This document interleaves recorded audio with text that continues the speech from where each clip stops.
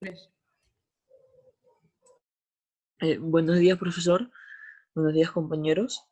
El día de hoy, el grupo conformado por los integrantes Aguilar Carrera, Nil, Jim, López Flores, Rui Pedro, María Elena Yamoca y mi persona, Ricardo Pulcanella Díaz, vamos a exponer referente al tema de vectores y cinemática. Bueno, le doy paso a mi compañero Pedro López para que pueda comenzar con una breve introducción al tema.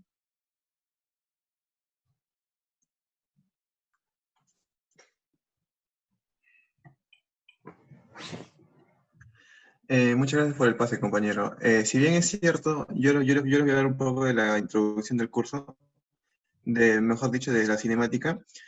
Como nosotros sabemos, en la actualidad, la mecánica clásica es de vital importancia para los estudiantes de todas las disciplinas y es enormemente exitosa, ya que al describir los movimientos de diferentes cuerpos, como planetas, cohetes y pelotas de béisbol, como un primer paso en el estudio de la mecánica, es conveniente describir el movimiento en términos de espacio y tiempo, sin tomar en cuenta los agentes presentes que lo produzcan. Esta parte de la mecánica, recibe el nombre de cinemática. En este trabajo de investigación, nosotros hemos considerado el movimiento a lo largo de una línea de la recta, es decir, un movimiento unidimensional. Indica con el concepto de desplazamiento y se definen primero velocidad y aceleración. Después, con estos conceptos, vamos a poder estudiar el movimiento de objetos que viajan en una dimensión bajo una aceleración constante. Bueno, ahora le cedo el paso a mi compañera Yamoca, quien le va a hablar un poco de los objetivos. Gracias por el pase, compañero. Bueno, veremos los objetivos.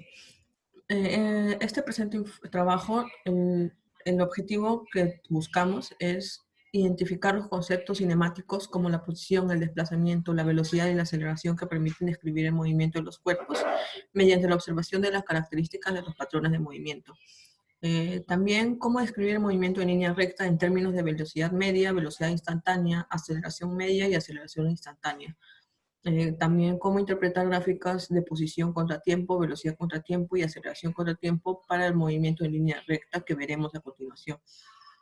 Y también para desarrollar la capacidad de observación y análisis de situaciones relacionadas con la descripción del movimiento del cuerpo.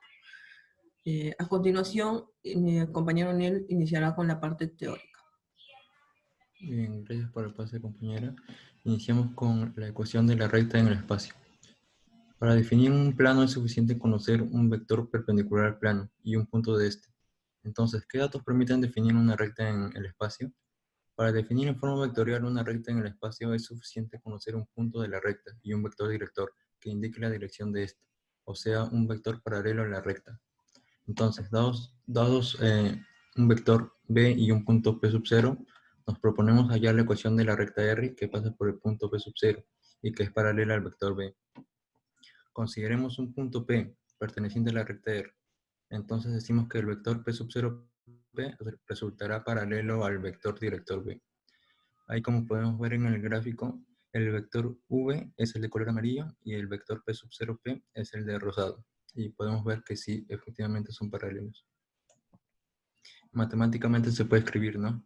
En componentes x, y, z es igual a x sub 0, y sub 0, z sub 0 más una constante alfa por las componentes b, donde alfa pertenece a los reales. A esto se le llama o se le conoce como ecuación vectorial de la recta. Siguiente, por favor. Bien, pasemos a distancias de un punto en una recta. Entonces tenemos una recta L y un punto Q ubicado en el espacio. Para determinar la distancia del punto Q a L, se sigue los siguientes pasos. En la figura, el área del paralelogramo está dado por el módulo del producto matricial del vector P sub 0Q por el vector A, donde esto se puede también poner como el módulo del vector A por el módulo del vector P sub 0Q por el seno del ángulo, en este caso θ.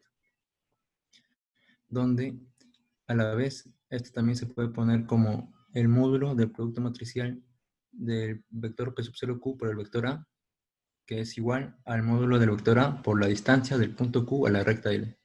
Entonces hacemos un despeje y te queda que la distancia del punto Q a la recta L es igual a el producto matricial del vector P sub 0Q por el vector A dividido entre el módulo del vector A. Siguiente, por favor. Pasemos ahora a hablar sobre la ecuación del plano. Un plano del espacio queda determinado cuando conocemos un punto P del mismo y dos vectores U y V no nulos y linealmente independientes contenidos en el plano, llamados vectores directores del mismo. Entonces tenemos dos vectores directores U y V que pasan por un punto P sub 0. Entonces, si P es un punto cualquiera del plano OP igual OP sub 0 más TU más SUV, la expresión en coordenadas queda de la siguiente manera. Siguiente diapositiva, por favor. Ahí, como pueden ver, la ecuación general que queda de esa manera. Y si a la ecuación general trabajamos con los primeros componentes, con las segundas componentes y con las terceras componentes, queda dividida en un sistema de ecuaciones. A eso se les conoce como ecuaciones paramétricas. Ahí abajo, si a las primeras componentes las pasamos a restar, se puede expresar en forma de una matriz, lo cual desarrollando quedaría como una ecuación general AX más BY más CZ igual a D. Y por último, si tenemos un vector normal n ABC al plano y un punto P sub 0 de componentes X sub 0, Y sub 0, Z sub 0, la ecuación normal quedaría ahí, como pueden ver abajo. Siguiente diapositiva, por favor. Bien, rotación y traslación de coordenadas. En matemáticas, una rotación de ejes en dos dimensiones es una aplicación de los puntos de un sistema de coordenadas cartesianas, XY, sobre los puntos de un segundo sistema de coordenadas cartesianas denominado X', Y', en la que el origen se mantiene fijo, y los ejes X' y Y' se obtienen girando los ejes X y Y en sentido contrario a las agujas del reloj a través de un ángulo. Para esto hacemos una demostración, donde nos dicen las ecuaciones que definen la transformación en dos dimensiones que hace girar los ejes X y Y en el sentido contrario a las agujas del reloj a través de un ángulo θ en los ejes X' y Y' se deducen de la siguiente manera. Dado el sistema XY, el punto tiene las coordenadas polares R como alfa. Luego en el sistema X', Y', P tendrá coordenadas polares R y la diferencia de los ángulos, alfa menos θ. Entonces se tiene que X será un R coseno de alfa y Y será un R seno de alfa. A la vez se tiene que el X' será R por el coseno de la diferencia de los ángulos, que por identidades del ángulo compuesto se puede dividir de la siguiente manera. R coseno de alfa coseno de θ más R seno de alfa seno de θ. En el Y sería igual. En el Y' sería igual. Entonces ahora sustituimos las ecuaciones 1 y 2 en las ecuaciones 3 y 4, donde se obtiene de una manera más resumida y solo con un ángulo, que es el θ, con el ángulo que varía. En las ecuaciones, estas ecuaciones a la vez, las 5 y las 6, las últimas, se pueden representar en forma de matriz, como vemos ahí en la imagen, que sería la ecuación matricial estándar de una rotación de ejes en dos dimensiones. Bueno, ahora seguimos y le doy el pase a mi compañero Pedro López. Bueno, ahora hablaremos un poco de lo que vendría a ser la cinemática. Si bien es cierto, como sabemos, es la rama de la mecánica, como inicialmente lo dijimos, la cual va a describir el movimiento de los objetos, sin considerar las causas que lo originen. Estaríamos hablando, por ejemplo, de las fuerzas. Principalmente este estudio de la trayectoria en función del tiempo. Para ello utilizaremos vectores de aceleración, lo cual más adelante vamos a definir lo que vendría a ser la velocidad, la cual se va a determinar como el cociente entre el desplazamiento y el tiempo. Y de la misma forma la aceleración, que vendría a ser el cociente entre el cambio de velocidad y el tiempo utilizado. Siguiente, por favor. Bueno, acá vemos unas pequeñas palabras antes de entrar a fondo a lo que vendría a ser el curso, el tema, mejor dicho. Si bien es cierto, tenemos que tener en claro lo que es una partícula, un movimiento y un sistema de referencia. Bueno, una partícula, ¿qué vendría a ser una partícula? Vendría a ser un cuerpo que presente solo movimiento de traslación y no se consideran movimientos de rotación ni de vibración. ¿Qué es lo que vendría a ser un movimiento? El movimiento vendría a ser un cambio de posición que experimenta un cuerpo respecto a otro. Estaríamos hablando de un observador o un sistema de referencia. ¿Y qué es lo que vendría a ser un sistema de referencia? Vendría a ser un cuerpo u objeto respecto al cual se va a estudiar el movimiento. Pero tenemos que tener una observación bien clara, ya que desde este sistema de referencia vamos a medir de lo que vendría a ser la posición y el tiempo del objeto. Sin eso no se va a poder medir lo que vendría a ser la posición y el tiempo. Otra observación que tenemos que tener en claro, que es la descripción del movimiento, depende del sistema de referencia. Siguiente, por favor. Bueno, en esta parte, como ya lo hemos dicho, la definición vendría a ser, va a describir el movimiento de objetos sin considerar las causas que lo originen. Como se puede apreciar en la imagen, en la vida cotidiana también podemos ver, por ejemplo, problemas los cuales nos digan un objeto cae por un plano inclinado con cierto ángulo, a una cierta altura y con cierta velocidad. Y en otra parte se encuentra una persona a una cierta distancia, la cual viene con una aceleración constante o puede ser variable, y la cual quiere agarrar la pelota y nos piden, por ejemplo, calcular el tiempo en el cual se demora en agarrar la pelota. Diferentes tipos de problemas nos pueden proporcionar a partir de este gráfico. Siguiente, por favor. Bueno, ahora vamos a hablar de lo que vendría a ser las definiciones de cantidades cinemáticas. Una posición, como dice, es el vector trazado desde el sistema de referencia hasta una ubicación de partícula. ¿Qué quiero decir con esto? Que la posición de una partícula va a indicar su localización en el espacio o en el espacio-tiempo. Se representa mediante sistemas de coordenadas. En mecánica, nosotros sabemos que la posición de una partícula en el espacio se representa como una magnitud física. Bueno, y si nosotros hablamos de lo que vendría a ser un desplazamiento, el desplazamiento vendría a ser aquel vector que se grafica desde una posición inicial hasta una posición final. Siguiente, por favor. Ahora, si hablamos de lo que vendría a ser la velocidad media y la velocidad instantánea, vamos a decir que la velocidad media de un cuerpo se va a definir como la distancia recorrida por un objeto dividida entre el tiempo transcurrido. Como nosotros sabemos, la velocidad es una cantidad vectorial y la velocidad se define como el desplazamiento dividido entre el tiempo. Para este caso nos dice que vendría a ser el delta de x entre el delta de t. Y si nosotros vemos la velocidad instantánea, se puede calcular en cualquier punto de recorrido, tomando el límite cuando el intervalo de tiempo se hace más y más pequeño. Al proceso de tomar el límite se llama la derivación. Y la velocidad instantánea se puede definir como el límite cuando el delta de t tiende a 0 del delta de x entre el delta de t, lo cual vendría a representar la derivada de la posición. Siguiente, por favor. Bueno, como nosotros sabemos, existen diferentes tipos de movimientos. Nos dice, según va a depender de la aceleración. ¿Qué pasa si la aceleración es 0? Entonces estaríamos hablando de la rapidez constante y nos referiríamos a un movimiento uniforme. ¿Qué pasaría si la aceleración vendría a ser una constante? La rapidez varía conforme proporcional al tiempo. Estaríamos hablando de un movimiento uniformemente acelerado. ¿Y qué pasaría si la aceleración dejaría de ser una constante? Es decir, la rapidez no sería directamente proporcional al tiempo. Estaríamos hablando de un movimiento variado. Siguiente.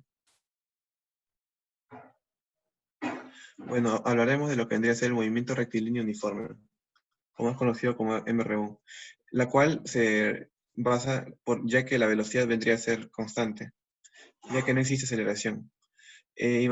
Ahora, nos dice la ecuación del movimiento. Sabemos nosotros que la aceleración vendría a ser la diferencial respecto del tiempo, la derivada de la velocidad respecto del tiempo, lo cual vendría a ser 0. Significa que la velocidad es constante y no depende del tiempo. Por lo que si nosotros derivamos la diferencial de la velocidad, vendría a ser la aceleración por su diferencial. ¿Qué pasaría si nosotros integramos? Nos quedaría una constante. Entonces, imaginemos, por ejemplo, en el ejemplo nos dicen, sea la velocidad igual a 3i. Entonces, si nosotros derivamos eso, nos da que la aceleración vendría a ser 0. Ahora, si queremos obtener lo que vendría a ser la posición, estaríamos integrando lo que vendría a ser la velocidad, lo cual sería r vendría a ser igual a la integral de la diferencial de r, lo cual sería igual a la velocidad por su diferencial de t, lo cual nos quedaría velocidad por el tiempo más un r sub 0. En el ejemplo, r vendría a ser la integral de 3i, lo cual integrando nos quedaría 3t más una constante k. Siguiente, por favor. La ecuación escalar del movimiento. Como bien el movimiento es rectilíneo, lo más sencillo es situarlos en el eje x. Si bien es cierto, podemos apreciar acá que la velocidad es igual a la velocidad en el eje x por su vector unitario y. Ahora, si nosotros representamos el r, sería x por su vector unitario, lo cual nos estaría representando x sub 0 más velocidad x por el tiempo, con su vector unitario. ¿Y qué pasaría si nosotros, por así decirlo, eliminamos lo que vendría a ser sus vectores unitarios y solo nos concentramos en lo que vendría a ser su módulo? Estaríamos hablando de lo que vendría a ser las ecuaciones escalares. Ecuaciones escalares en MRU en 3 dimensiones. Por ejemplo, la velocidad en el eje X, en el eje Y y en el eje Z, podríamos representarlo como la velocidad x sub 0, x por su vector unitario y, más la velocidad en y por su vector unitario j, más la velocidad en z por su vector unitario k. Lo cual, si nosotros hallamos la posición, sería x por y más y por j más z por k.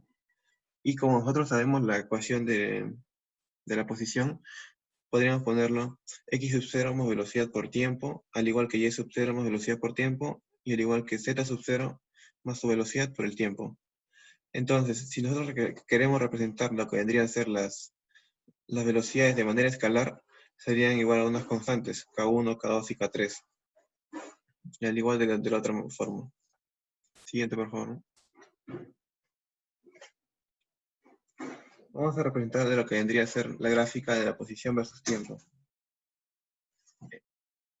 Al representar la posición versus tiempo, vamos a tener una gráfica, la cual vendría a ser una recta, cuya pendiente nos va a representar la velocidad. Entonces, sería la ordenada, como se puede apreciar acá, ¿no? Vendría a ser una recta, la cual intersecta el eje Y. Y nos vendría a representar la velocidad del movimiento del cuerpo.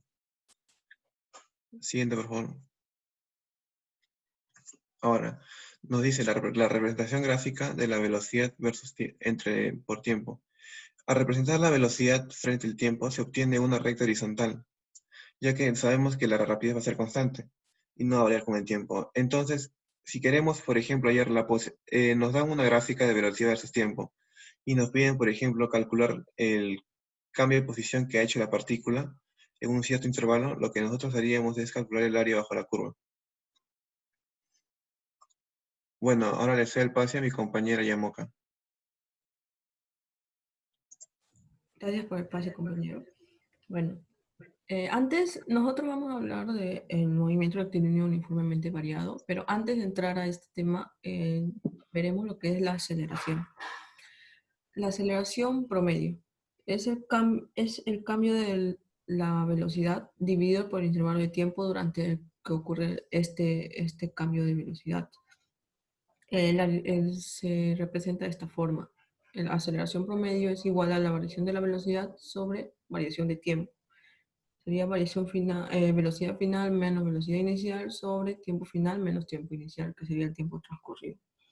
Ahora, en algunas situaciones el valor de la aceleración promedio puede ser diferente durante distintos intervalos del tiempo. Es aquí donde entra la aceleración instantánea, que es el límite de la aceleración promedio conforme el intervalo de tiempo se acerca a cero. ¿Esto por qué? Para que sea solamente en ese instante de tiempo que se quiera hallar.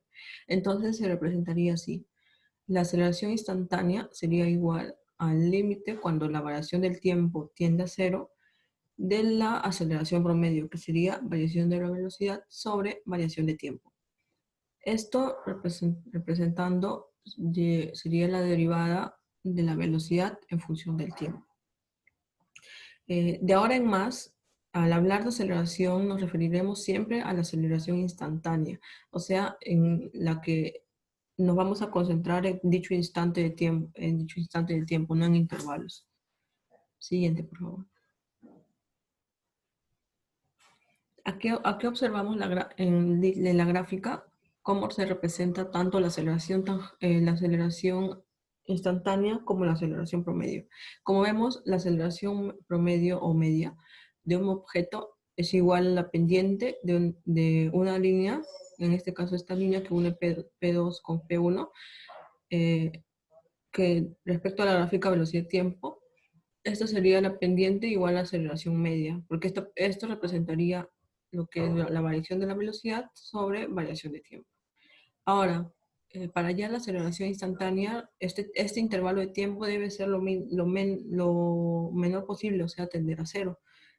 Entonces ya no sería la unión de los puntos, sino que en la línea, como observamos, se va acercando y va acercando más, de tal forma que sea tangente a la recta, tangente a la curva, tangente a la curva dada. En ese punto dado, la aceleración instantánea se representaría por esa pendiente tangente a la gráfica. Siguiente, por favor. Bueno, analicemos este móvil. Como vemos, observamos cinco tiempos en el que el móvil se encuentra en distintas posiciones y con distintas características, por decirlo así. En el primero, el objeto está en posición menor que cero, se mueve en la dirección menos x. Entonces la velocidad es menor que cero y está frenando. ¿Por qué? Porque la aceleración es inversa, está en sentido opuesto a la velocidad. Lo mismo para el siguiente objeto, en el que está en posición negativa, instantáneamente está en reposo porque no hay velocidad como representa y está a punto de moverse porque tiene aceleración. Ahora el siguiente, el objeto está en posición mayor que cero y se mueve en la dirección más x, o sea, está con velocidad positiva mayor que cero. Su rapidez no cambia instantáneamente, o sea, ¿por qué? Porque la aceleración en este caso representa cero. En el siguiente, el objeto está en posición cero, mayor que cero, instantáneamente en reposo, no hay velocidad, y a punto de moverse en la dirección menos x, o sea, la aceleración es menor que cero. El objeto está en el siguiente, el objeto está en una posición positiva y se mueve en la dirección menos x, como observamos la dirección de la velocidad, que es negativa. Acelerando, ¿por qué? Porque por más que la aceleración sea negativa, en este caso está en la misma dirección que la velocidad. Listo. Ahora observemos las gráficas de la velocidad de tiempo.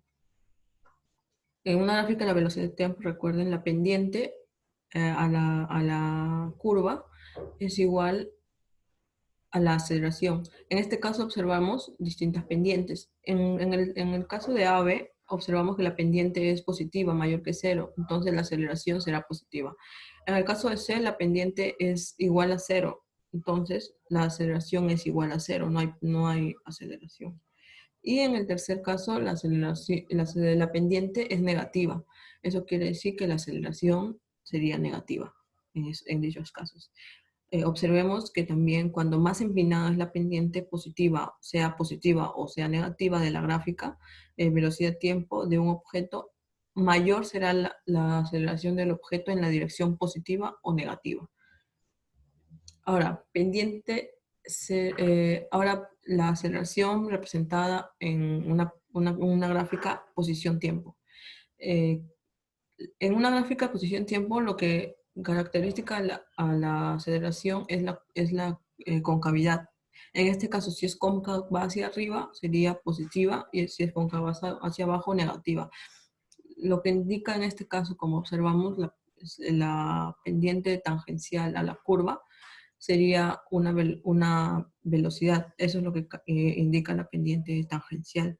Entonces sería, lo que observamos es las pendientes, si es positiva, la velocidad es mayor que cero, si es cero, la velocidad es cero, y si es negativo, la velocidad es negativa.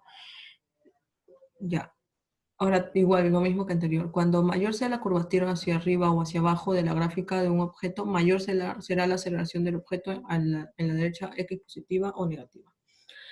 Ahora, observando esta última gráfica en específico, nos damos cuenta que la aceleración es la segunda derivada de x con respecto a t. Vimos que la velocidad es la segunda derivada de x, o sea, de la posición. Ahora, en este caso, la aceleración, no, la velocidad es la primera derivada, disculpen. En este caso, la aceleración es la segunda derivada de posición respecto al tiempo. Y que la aceleración es representada por la concavidad en este caso. Siguiente, por favor. Ahora entramos al movimiento rectilíneo uniformemente variado, o MRV. En este caso, la aceleración instantánea y promedio son numéricamente iguales. Y también que la aceleración es constante. Siempre este tipo de movimientos, en la velocidad, como vemos en este caso, en esta imagen, la partícula que esté en movimiento, al estar en una aceleración constante, la velocidad, lo que va a variar en el mismo intervalo de tiempo va a ser la velocidad. Como indica acá, la velocidad cambia en cantidades iguales en intervalos de tiempos iguales. Ahora, ya como mencioné, la aceleración instantánea y promedio son numéricamente iguales. Aceleración instantánea sabemos que es igual al límite de la velocidad promedio, pero ahora como van a ser iguales, la aceleración va a ser igual a la aceleración promedio, que sería igual a velocidad final, a la variación de la velocidad sobre la variación de tiempo, que sería la velocidad promedio. Esto es equivalente resolviéndolo, pasando en ASPE y todo, llegaremos a esta ecuación, que sería la velocidad como función de tiempo. Velocidad final es igual a velocidad inicial más aceleración por tiempo. De esta ecuación podemos sacar estas distintas ecuaciones, que serían estas 4 más, que se cumplirían solamente cuando es el caso de aceleración constante. Siguiente, por favor. Ya, estas veremos las gráficas en un MRV con respecto a la posición tiempo, velocidad contra tiempo, aceleración contra tiempo. Como ya habíamos visto lo que es la posición tiempo anteriormente, pero para una aceleración variable. Ahora veremos por una aceleración constante. La curvatura se va a mantener constante en una sola dirección. Si es aceleración positiva, será cóncavo hacia arriba y se mantendrá, no habrá concavidad hacia abajo ni nada. Si es la aceleración negativa, sería cóncavo hacia abajo y lo mismo se mantendría. Ahora, lo que indica la velocidad sería la pendiente de esta curva, como vimos antes. Y esto es lo que representaría la aceleración en la gráfica posición-tiempo. Ahora, analizamos la gráfica velocidad contra tiempo. La aceleración, como vemos, la aceleración es la pendiente, donde esta área total bajo la gráfica representaría el cambio en la coordenada del tiempo x del tiempo 0 al tiempo t. ¿Listo? Ahora, la aceleración por tiempo.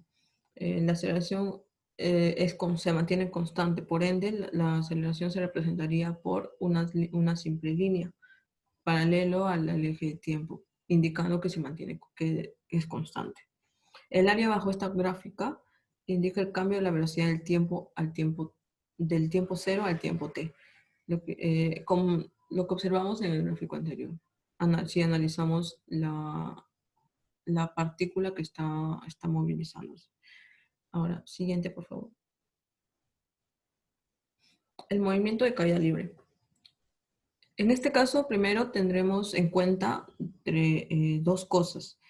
En este caso, la gravedad se va a mantener constante y la resistencia del aire no se va a considerar, vamos a considerarla nula. Ahora, un objeto en caída libre es cualquier objeto que se mueve libremente solo bajo la influencia de la gravedad, sin importar su movimiento inicial. Si puedo omitirse los efectos del aire, como lo acabo de mencionar hace un momento. Aceleración constante de un cuerpo en caída libre. En este caso usaremos la aceleración debida a la gravedad, llamado así. La gravedad, tomando el valor por lo general, sería 9,8 metros por segundo cuadrado. Usaremos G aproximado cerca a la superficie terrestre.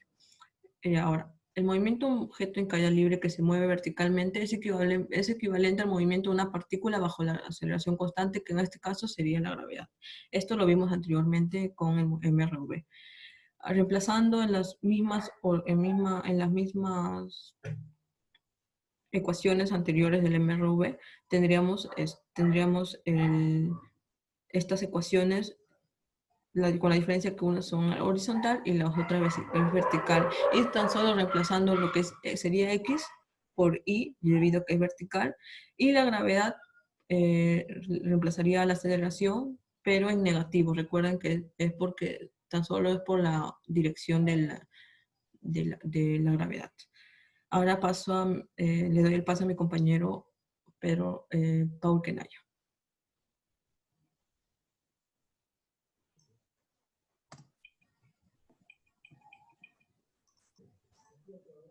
Gracias por el pase, compañera María. Bueno, ahora vamos a comenzar con el tema de movimiento bidimensional. Sin antes hablar de ello con una pequeña introducción. Bueno, en este tema se estudia la cinemática de una partícula que se mueve sobre un plano con una aceleración constante. Si bien en las ecuaciones anteriores, en los temas anteriores, se veía cómo en la gráfica se presentaba la posición frente al tiempo, ahora se va a ver cómo varía tan solo la posición, tanto en el plano X e Y, ya no como antes, sino como en el plano X versus tiempo o Y versus tiempo. Ahora simplemente va a ser X versus Y o Y versus X. Bueno, ahora lo que se hace en estos temas de proyectiles, siempre, más que todo, es analizar capítulos previos, debido a que si antes se veía el movimiento en un solo eje, ahora se va a ver en los dos ejes de forma simultánea. Lo que se hace es analizar en un instante de tiempo cómo cambia su aceleración, cómo se descompone una aceleración normal que apunta casi hacia el centro y una aceleración tangencial. También se va a analizar su velocidad en ese instante. Como podemos ver acá, tenemos la descomposición de las velocidades y la descomposición de las aceleraciones. Podemos apreciar que esta descomposición forma un triángulo rectángulo, por lo cual es aplicable utilizar el método de Pitágoras, pero para sus respectivos módulos de cada uno.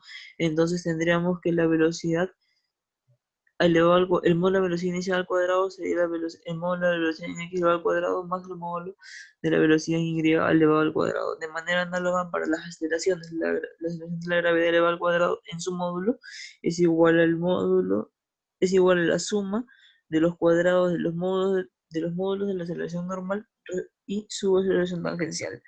Podemos darnos cuenta que acá se encuentra la manera de combinar la aceleración normal de manera cuantitativa, también es su aceleración tangencial, y también la manera de hallar la velocidad en X e Y usando las técnicas de derivación, las cuales ya se vio en capítulos anteriores. Ahora, pasemos a analizar las variables que estamos viendo aquí en la siguiente gráfica, que son la altura máxima, el alcance horizontal máximo recorrido por una partícula, y también vamos a analizar el tiempo de vuelo. De manera peculiar podemos ver que la parte superior hay dos peculiaridades, que en esta parte superior podemos ver que la velocidad que en Y vale 0 y que en ese instante en el cual la partícula está haciendo un cambio de velocidad de una orientación hacia arriba a una orientación hacia abajo, se da lo que es la altura máxima, ¿no? Cuando tenemos ya esta parte, vemos que el tiempo de vuelo se va a dar cuando nuestra velocidad en Y sea positiva, cuando nuestra velocidad en Y sea 0, que es nuestra velocidad final, y eso de ahí tenemos en cuenta que es nuestra velocidad inicial en Y por el tiempo menos la gravedad por el tiempo. Ahora, este tiempo no es cualquier tiempo, es nuestro tiempo de subida. Igual acá.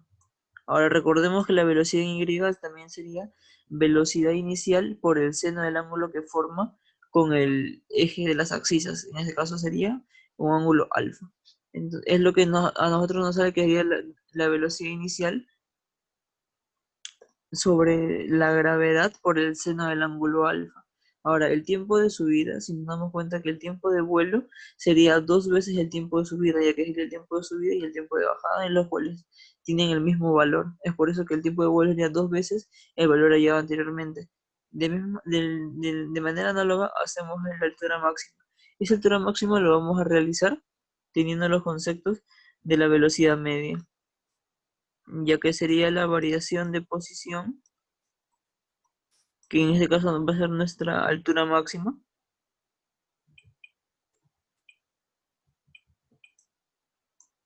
respecto a una variación de tiempo igual a velocidad en instante 1 más una velocidad en instante 2 sobre 2, que es la velocidad promedio, ¿no? Lo que se hace acá es la variación de tiempo, simplemente va a ser nuestro tiempo de subida, ya que en este instante se va a dar la altura máxima. Y la velocidad 1 va a ser la velocidad analizada en el instante 0, la velocidad 2 va a ser la velocidad analizada en el instante del tiempo de subida. Lo que hacemos simplemente es reemplazar en estas ecuaciones, tenemos que la altura máxima sería la velocidad inicial al cuadrado por el seno al cuadrado del ángulo que forma con el eje de las abscisas sobre 2 veces el valor de la gravedad, el módulo de la gravedad. Ahora, en el alcance horizontal máximo nos vamos a ir un poco